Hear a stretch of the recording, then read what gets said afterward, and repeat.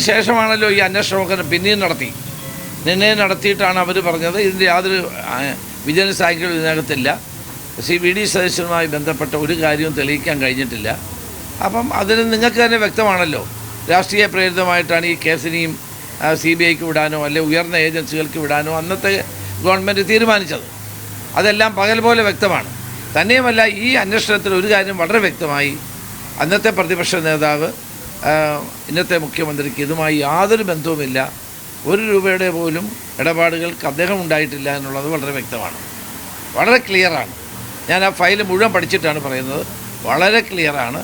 അതുകൊണ്ട് ഇന്നലെ ആ കേസ് ഇന്നലെ തീർപ്പ് കൽപ്പിച്ച് എന്നുള്ള വിവരം അറിയിക്കാനാണ് ഞാൻ നിങ്ങളെ വിളിച്ചത്. സ്വാഭാവികമായും ഇതിലിപ്പോൾ UDF സർക്കാർ അധികാരത്തിലേറിയതിന് പിന്നാലെ VD സതീശനെ ക്ലീൻ ചിറ്റ് നൽകുന്നു എന്ന് പറയുമ്പോൾ അതൊരു രാഷ്ട്രീയപരമായിട്ടുള്ളൊരു തീരുമാനമായി തന്നെ ഒരിക്കലുമല്ല. കാരണം നേരത്തെ തന്നെ വിജിലൻസ് തന്നെ കണ്ടെത്തി, ആ ഫയലുകൾ പരിശോധിച്ചാൽ അറിയാം, യാതൊരു തെളിവും അന്നും കണ്ടെത്തിയിട്ടില്ല. തെളിവ് കണ്ടെത്താത്തത് കൊണ്ടാണ് അന്ന് അവർ അന്നത്തെ മുഖ്യമന്ത്രി തന്നെ അത് വിജിലൻസ് അന്വേഷിച്ചാൽ പോരാ, കേന്ദ്ര ഏജൻസി അന്വേഷിക്കണമെന്ന് പറഞ്ഞത്.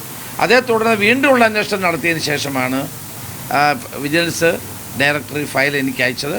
അതിനകത്ത് ഒരു തരത്തിലുള്ള VD സതീശൻ്റെ ഇൻവോൾവ്മെൻറ്റ് അന്നുമില്ല ഇന്നുമില്ല. അതുകൊണ്ട് ഭരണം മാറിയതിൻ്റെ അടിസ്ഥാനത്തിൽ മുഖ്യമന്ത്രിക്ക് ക്ലീൻ ചിറ്റ് നൽകിയല്ല, അടിസ്ഥാനരഹിതമായ കാര്യമാണ് അന്ന് അതിൽ ഉന്നയിച്ചത്. അതുകൊണ്ട് തന്നെ അത് നിലനിൽക്കുന്നതല്ല, വളരെ വിശദമായി തന്നെ വിജിലൻസ് പരിശോധിച്ച കാര്യമാണ്. അതുകൊണ്ട് ഡയറക്ടറുടെ ശുപാർശ പ്രകാരം ഇനി കേസുമായി മുന്നോട്ട് പോകേണ്ടെന്നാണ് തീരുമാനം.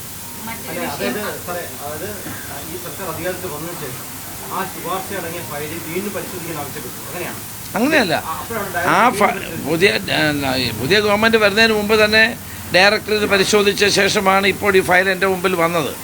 ഞാനിത് പരിശോധിച്ചപ്പോൾ ഇനി ഇതുമായി മുന്നോട്ട് പോകേണ്ട യാതൊരു കാര്യവുമില്ല.